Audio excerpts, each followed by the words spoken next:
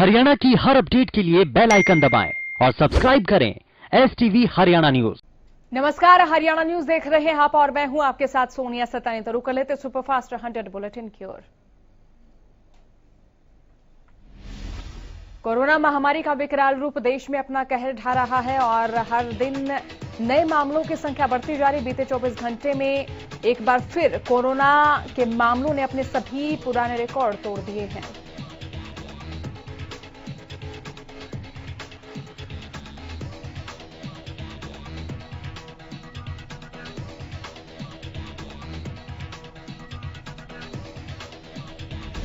पिछले 24 घंटे में 1,31,000 से ज्यादा केस सामने आए। वहीं 800 से ज्यादा लोगों की मौत हुई है, जबकि 60,000 से ज्यादा कोरोना संक्रमित रिकवर हो चुके हैं।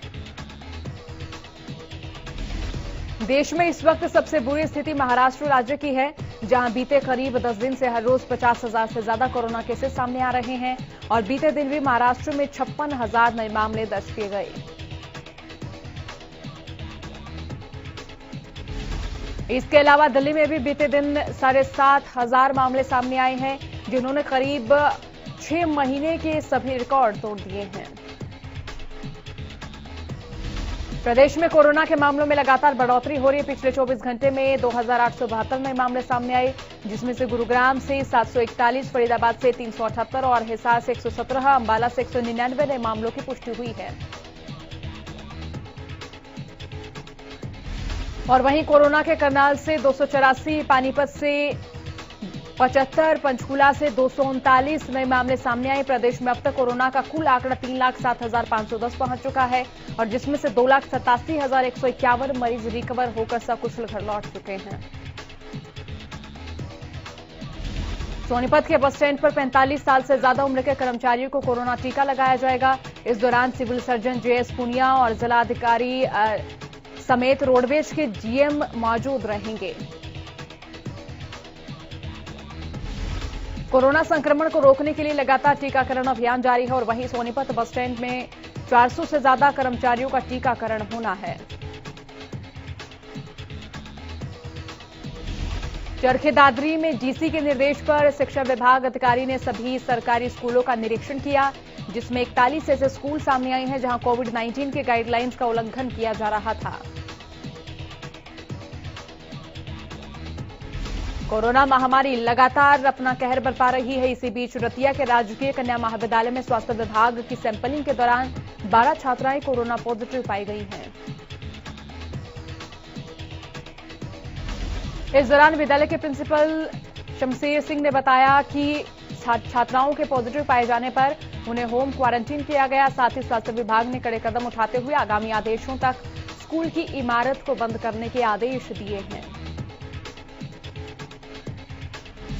स्कूल की बिल्डिंग को सैनिटाइज भी किया जा रहा है। इसी पर स्वास्थ्य विभाग के SMO डॉक्टर भरत सिंह ने शहर वासियों को संदेश दिया है कि कोरोना को हल्के में ना लें, मास्क लगाएं और 2 गज की दूरी बनाए रखें। प्रदेश भर में एक बार फिर से कोरोना के खतरे की घंटी बजने लगी है। इसी बीच भिवानी में भी कोरोना के आंकड़े लगातार बढ़ते नजर आ रहे हैं। दरअसल पिछले एक हफ्ते में रोजाना 20,000 से ज्यादा कोरोना के नए मामले सामने आए हैं। संक्रमण को ध्यान में रखते हुए जिला प्रशासन सख्त हो गया है और कोरोना महामारी से बचने के लिए सख्ती बरतनी भी शुरू कर दी है और जिसके लिए उपायुक्त जयवीर सिंह आर्य ने जिले में 4 कमेटी बनाई।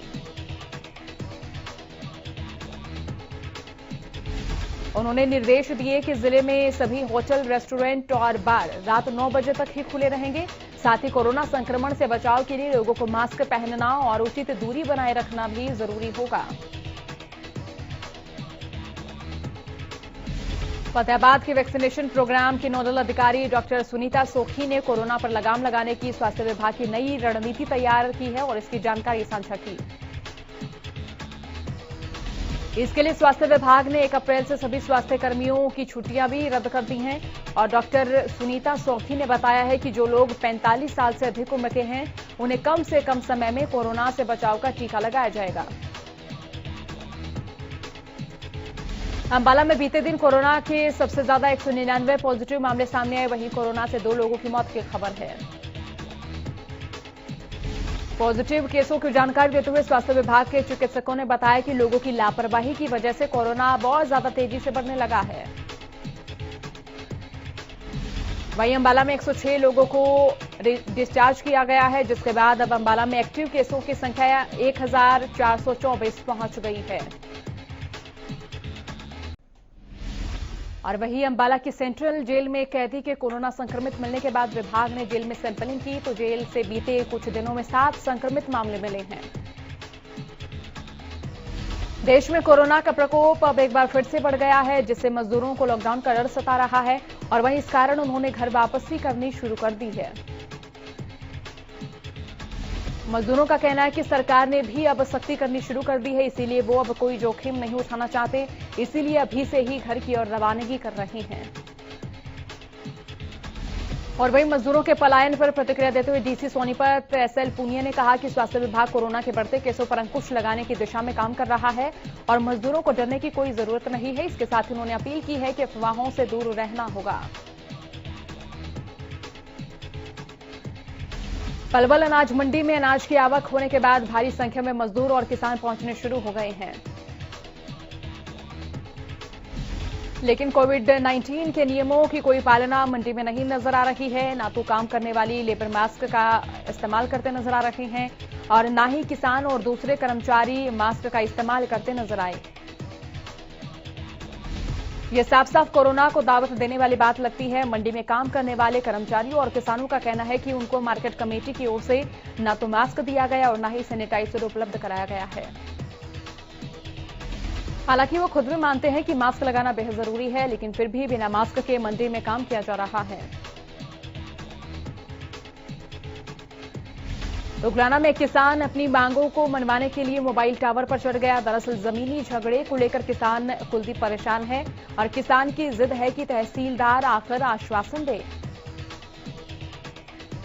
कृषि कानूनों के खिलाफ किसानों का आंदोलन 135वें दिन भी लगातार जारी। इसी बीच संयुक्त किसान मोर्चे ने नई रणनीति तैयार की है। आंदोलन को तेज करते हुए किसान 10 अप्रैल को केएमपी जाम करेंगे, जिसके बाद 13 अप्रैल को दिल्ली बॉर्डर पर बैसाखी पर्व मनाया जाएगा। 14 अप्रैल को किसानों की ओर से संविधान बचाओ दिवस मनाया जाएगा।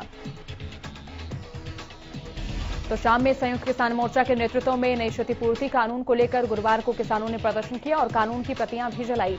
किसानों ने कहा कि देश का किसान सड़कों पर प्रदर्शन कर रहा है। कैथल में गुरुवार को किसानों ने हरियाणा संपत्ति क्षति वसूली विधेयक 2021 की प्रतियां जलाई। प्रदर्शनकारियों ने कहा कि सरकार किसान आंदोलन को दबाने के लिए नए नए हथकंडे अपना रही है। प्रदर्शनकारियों का कहना है कि आंदोलन को इतना समय हो गया है, फिर भी सरकारी या फिर गैर सरकारी संपत्ति को कोई हानि नहीं पहुंचाई गई। सरकार जब तक तीनों कृषि कानूनों को वापस नहीं लेती, तब तक इस तरह के धरने प्रदर्शन होते ही रहेंगे। किसान आंदोलन इस वक्त बड़े अहम दौर से गुजर रहा है। इसी आंदोलन को तेजी देने के लिए संयुक्त किसान मोर्चा के नेता 11 अप्रैल को कितलाना टोल पर आयोजित होने वाली एक महापंचायत में पहुंचेंगे। इसी महापंचायत को लेकर सांगवान खाप की सांखू दाम पर पंचायत शुरू हुई। कोरोना के बढ़ते मामलों को देखते हुए प्रधानमंत्री नरेंद्र मोदी ने गुरुवार को मुख्यमंत्रियों के साथ बैठक की। इस बैठक के बाद प्रधानमंत्री नरेंद्र मोदी ने कहा कि मुख्यमंत्रियों का सुझाव जरूरी है। और वहीं पीएम की इस वर्चुअल मीटिंग में सीएम मनोहर लाल भी जुड़े।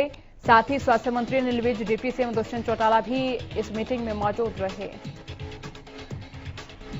इस दौरान केंद्रीय स्वास्थ्य सचिव द्वारा प्रस्तुत आंकड़ों में बताया गया कि महामारी पर नियंत्रण करने में हरियाणा की स्थिति अन्य राज्यों के मुकाबले संतोषजनक है। वैक्सीनेशन ड्राइव की स्थिति भी हरियाणा में दूसरे राज्यों से बेहतर है। मुख्यमंत्री ने बैठक में प्रधानमंत्री नरेंद्र मोदी द्वारा दिए गए निर्देशों की अनुपालना सुनिश्चित करने के लिए स्वास्थ्य विभाग के अधिकारियों को निर्देश दिए। कोरोना को लेकर प्रधानमंत्री के साथ हुई बैठक पर प्रतिक्रिया देते हुए हरियाणा के गृह एवं स्वास्थ्य मंत्री अनिल विज ने कहा कि प्रधानमंत्री ने जो दिशा निर्देश दिए हैं, हम उन पर काम करेंगे।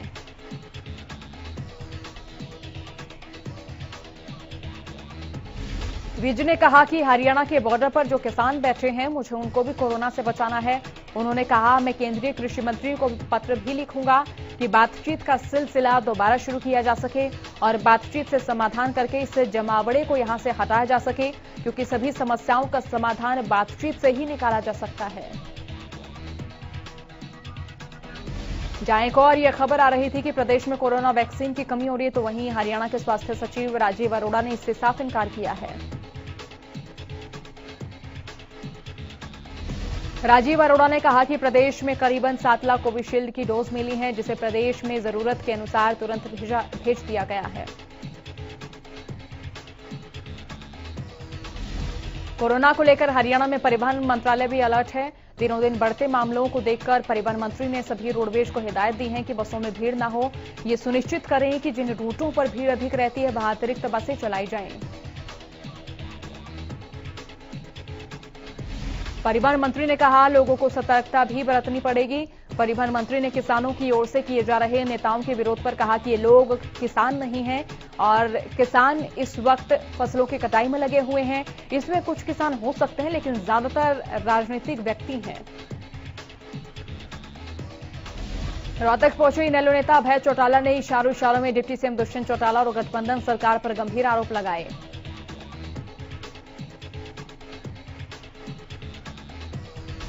अभय चौटाला ने कहा कि गठबंधन सरकार के एक मंत्री के साथ गैंगस्टर रामकरण काला के गहरे संबंध हैं। रामकरण काला खूंखार अपराधी है जो कुछ दिन पहले दिल्ली पुलिस के हत्थे चढ़ा है। पूर्व सीएम और नेता प्रतिपक्ष भूपेंद्र सिंह हुड्डा ने प्रदेश की कई अनाज मंडियों का दौरा किया। इसी क्रम में पानीपत मंडी के दौरे पर पहुंचे भूपेंद्र हुड्डा ने किसान, मजदूरों और आड़तियों से बातचीत की और व्यवस्थाओं के बारे में जानकारी ली। इस दौरान उन्होंने सरकार पर निशाना साधते कहा कि खरीद शुरू होने के 8 दिन बाद भी ना तो गेहूं की उचित खरीद हो रही है, ना ही उठान की कोई व्यवस्था है और ना ही किसानों की पेमेंट हुई है। इस मौके पर पत्रकारों से बातचीत करते हुए उन्होंने गेहूं में नमी की मानक सीमा को 14 से घटाकर 12% करने और प्रति क्विंटल मानक मिश्रण की मात्रा 0.75% से घटाकर 0.50% करने का विरोध किया। उन्होंने कहा कि इससे किसानों को भारी आर्थिक नुकसान और झेलना पड़ेगा, इसीलिए सरकार को तुरंत इस फैसले को वापस लेना चाहिए। कृषि मंत्री जेपी दलाल ने कांग्रेस पर किसानों को भड़काने के आरोप लगाए। उन्होंने पूर्व सीएम भूपेंद्र हुड्डा के मंडियों के दौरे को देखते हुए कहा कि विपक्ष हमेशा किसानों को भड़काने की कोशिश करता है। राज्य सरकार की उपलब्धियां गिनाते हुए उन्होंने कहा कि हरियाणा का किसान जानता है कि उनकी सरकार ने किसानों को सबसे अच्छी कीमत दिए हैं और सबसे अच्छी कीमत अभी भी दी जा रही है। कालावली अनाज मंडी में गेहूं का एक भी दाना नहीं खरीदा गया, जबकि किसानों का पीला सोना अनाज मंडियों में आया हुआ है। और वहीं किसानों का कहना है कि वो 4-5 दिन पहले अपना अनाज लेकर मंडी में पहुंचे थे, लेकिन उनके अनाज का उठान नहीं हो रहा। किसानों का कहना है कि मंडियों में पीने के पानी की भी कोई व्यवस्था नहीं है। करनाल अनाज मंडी में आड़ती 2 गुट में बंट गए। दरअसल न्यू पंचायत नई अनाज मंडी में काम शुरू कर दिया गया है, जबकि सुबह से आड़ती एसोसिएशन ने अपनी मांगे पूरी न होने के कारण काम करने से मना कर दिया था। और बता दें कि प्रशासन ने डिपो होल्डर्स को आड़ती के टेम्परेरी और लाइसेंस दिए हैं, जिसके बाद उपायुक्त निशांत यादव ने गेहूं की खरीद करवाई और तोल शुरू करवाया।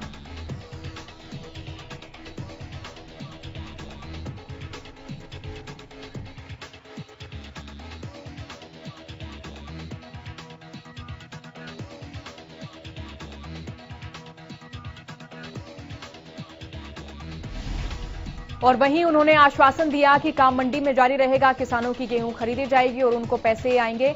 बहरहाल आड़तियों के एक गुट ने हड़ताल वापस लेकर काम शुरू कर दिया।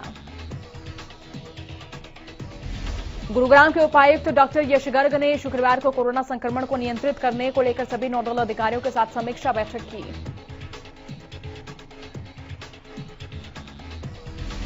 इस बैठक में सिविल सर्जन समेत म्युनिसिपल कॉर्पोरेशन और गुरुग्राम पुलिस के अधिकारी भी मौजूद रहे। दरअसल गुरुग्राम में कोरोना संक्रमण का आंकड़ा लगातार बढ़ता जा रहा है, जिसने जिला प्रशासन की चिंताएं बढ़ा दी हैं। और वहीं इस बैठक में जिला उपायुक्त ने मेट्रो स्टेशन मॉल में कोरोना की जांच और वैक्सीनेशन का कार्य शुरू करने पर भी योजना बनाई है। साथ ही दिल्ली से लगते बॉर्डर पर भी कोरोना के टेस्ट के लिए कैंप लगाने के आदेश जारी कर दिए गए हैं। वहीं राज्यपाल सत्यदेव नारायण आर्य ने गुरुवार को सेवानिवृत्त आईएएस धनपत सिंह को राज्य निर्वाचन आयुक्त के पद पर नियुक्त किया। राज्यपाल ने उनको राजभवन में आयोजित कार्यक्रम में पद की निष्ठा एवं गोपनीयता की शपथ दिलाई। इस मौके पर मुख्यमंत्री मनोहर लाल भी मौजूद रहे और वहीं कार्यक्रम में कोरोना के नियमों का पूरा पालन किया गया।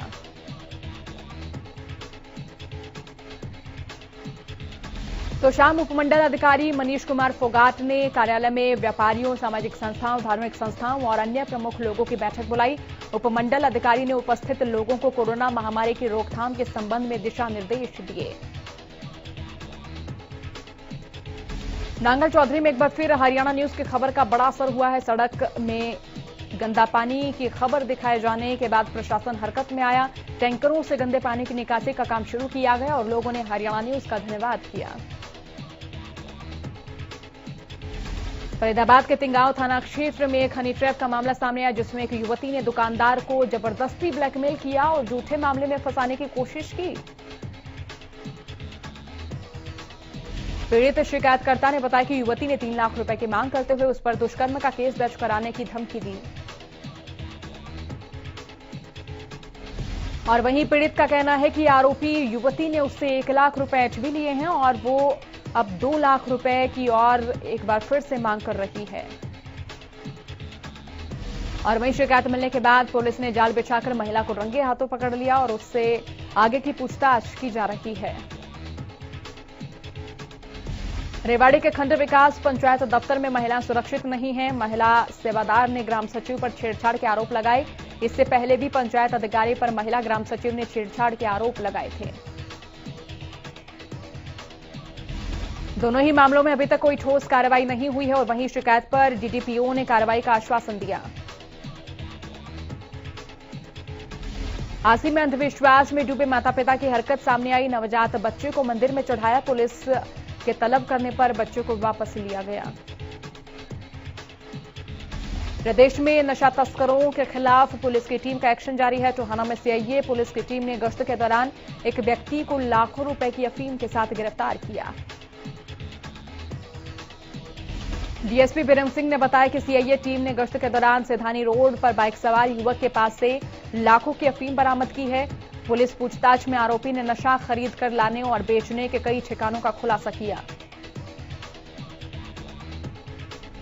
अंबाला छावनी रेलवे स्टेशन पर जीआरपी के हाथ बड़ी कामयाबी लगी। जीआरपी ने ट्रेनों के जरिए नशा तस्करी करने वाले गिरोह के एक और सदस्य को गांजे के साथ गिरफ्तार किया। पिछले साल पकड़े गए एक नशा तस्कर से पूछताछ में पुलिस को ट्रेन के जरिए नशा तस्करी का पता चला, जिसके बाद पुलिस ने कार्रवाई करते हुए अंबाला छावनी रेलवे स्टेशन पर ट्रेन के बाथरूम से 23 किलो गांजा बरामद किया। जीआरपी ने तस्कर को कोर्ट में पेश कर 7 दिन के रिमांड पर लिया। जीआरपी के अधिकारियों ने बताया कि फिलहाल पकड़े गए आरोपी से पूछताछ की जा रही है और इस गिरोह के तार कहां-कहां जुड़े हैं, इस बात का पता लगाया जा रहा है।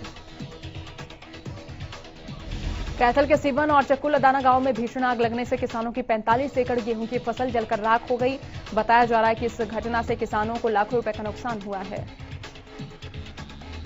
जिसकी वजह से बिजली के तारों में शॉर्ट सर्किट हुआ और उसके बाद गेहूं की फसल में आग लग गई। घटना के बाद आग को बुझाने के लिए पुलिस और फायर ब्रिगेड की गाड़ियां भी मौके पर पहुंची। गुरुग्राम के सदर बाजार की 3 दुकानों में भीषण आग लगने से करोड़ों का सामान जलकर राख हो गया। गुरुग्राम के चीफ फायर अधिकारी ने बताया कि आग इतनी भयानक थी कि सोना, पटौदी, फरीदाबाद से दर्जनों फायर टेंडरों की सहायता से आग पर काबू पाया गया। हालांकि अभी तक आग लगने की वजह का पता नहीं चल सका है। रोहतक में स्टेशन पर खड़ी पैसेंजर ट्रेन में अचानक आग लग गई। आग की चपेट में आने से ट्रेन की 4 बोगियां जलकर राख हो गई। मशक्कत के बाद दमकल की गाड़ियों ने आग पर काबू पाया। हिसार के सेक्टर 16-17 की झुग्गियों में आग लगने से अफरा तफरी का माहौल हो गया। बताया जा रहा है कि इस बस्ती में करीब 250 झुग्गियां हैं, जिनमें से 50 से ज्यादा झुग्गियां जलकर राख हो गई। सरकारी तेल कंपनियों की ओर से 10वें दिन भी पेट्रोल और डीजल की कीमतों में कोई परिवर्तन नहीं हुआ। दिल्ली में पेट्रोल का दाम 90 रुपए 56 पैसे, जबकि डीजल का दाम 80 रुपए 87 पैसे प्रति लीटर है। दिल्ली एनसीआर में इस साल जनवरी-मार्च में मकानों की बिक्री 14% बढ़कर 6,188 इकाई पर पहुंच गई, जबकि पिछले साल की समान अवधि में आंकड़ा 5,411 इकाई पर था। केंद्र सरकार का कहना है कि कॉपीराइट नियमों में किए गए संशोधन से अनुपालन की सुविधा होगी। इसके तहत कॉपीराइट कार्यालय को संदेश भेजने और कामकाज में प्राथमिक तौर पर इलेक्ट्रॉनिक माध्यमों का इस्तेमाल किया जा सकेगा। भारतीय रिजर्व बैंक ने भुगतान बैंकों में एक ग्राहक की अधिकतम राशि रखे जाने की सीमा को 1 लाख रुपए से बढ़ाकर 2 लाख रुपए कर दिया है। इफ्को ने स्पष्ट किया कि उनके पास 11,26,000 टन उर्वरकों का पुराना स्टॉक रखा हुआ है। पहले के दाम पर ही इस स्टॉक की बिक्री होती रहेगी। चेन्नई में शुक्रवार को इंडियन प्रीमियर लीग 2021 की शुरुआत होगी, जहां रोहित शर्मा अपनी विरासत को बरकरार रखने के इरादे से उतरेंगे, जबकि विराट कोहली नई विरासत तैयार करना चाहेंगे। इंडियन प्रीमियर लीग के 14वें सत्र की शुरुआत आज से हो जाएगी। इसके मद्देनजर ब्रॉडकास्टर्स ने गुरुवार को 100 कमेंटरों की लिस्ट जारी की, जिसमें हिंदी समेत कुल 8 भाषाओं का प्रसारण होगा। विश्व चैंपियनशिप और 2014 के इंचियोन एशियाई खेलों का स्वर्ण जीतने वाली भारतीय कबड्डी टीम के सदस्य के नामी खिलाड़ी अजय ठाकुर को नाडा ने अस्थायी रूप से प्रतिबंधित कर दिया, जिन्हें पूर्व कप्तान और अर्जुन अवार्डी को वेयर अबाउट नहीं देने पर एंटी डोपिंग गतिविधियों का आरोपी माना गया था। भारत और अर्जेंटीना के बीच दूसरा अभ्यास मैच 4-4 से ड्रॉ पर समाप्त हुआ। भारत की ओर से वरुण कुमार ने 2 और राजकुमार पाल और रुपेंद्र पाल सिंह ने 1-1 गोल किए, लेकिन अर्जेंटीना ने वापसी करते हुए बराबरी हासिल कर ली। भारत पहली बार ओलंपिक में सेलिंग की 1 से अधिक स्पर्धा में हिस्सा लेगा, क्योंकि विष्णु सरवनन ने गुरुवार को ओमान में एशियाई क्वालीफायर में दूसरे स्थान पर रहते हुए टोक्यो खेलों की लेजर एसटीडी क्लास स्पर्धा के लिए क्वालीफाई किया। एंटरटेनमेंट जगत के कई सितारे भी कोरोना महामारी के चपेट में आ चुके। इस लिस्ट में गोविंदा का नाम भी शामिल है, लेकिन अब उन्होंने अपने नेगेटिव होने की जानकारी अपने फैंस से साझा की है। एक्टर रोनित रॉय ने कोरोना वैक्सीन की पहली डोज ली है। साथ ही सोशल मीडिया पर रोनित ने फोटो शेयर कर ये जानकारी दी। स्वरा भास्कर बॉलीवुड की ऐसी अभिनेत्री जो फिल्मों के साथ साथ अपनी बेबाक बिंदास राय जाहिर करने के लिए भी जानी जाती हैं। 9 अप्रैल को स्वरा अपना 33वां जन्मदिन मना रही हैं। हरियाणवी इंडस्ट्री की खूबसूरत अदाकारा अंजलि राघव एक के बाद एक अपने फैंस के लिए नए गाने लेकर आ रही हैं। अब उनका एक और नया गाना रिलीज हुआ है। कंगना रनौत ने अपनी फिल्म थलाईवी को लेकर खुलासा किया है कि फिल्म के ट्रेलर को अक्षय कुमार संग कई स्टार्स ने पसंद किया था और उसकी तारीफ भी एक्ट्रेस से की थी।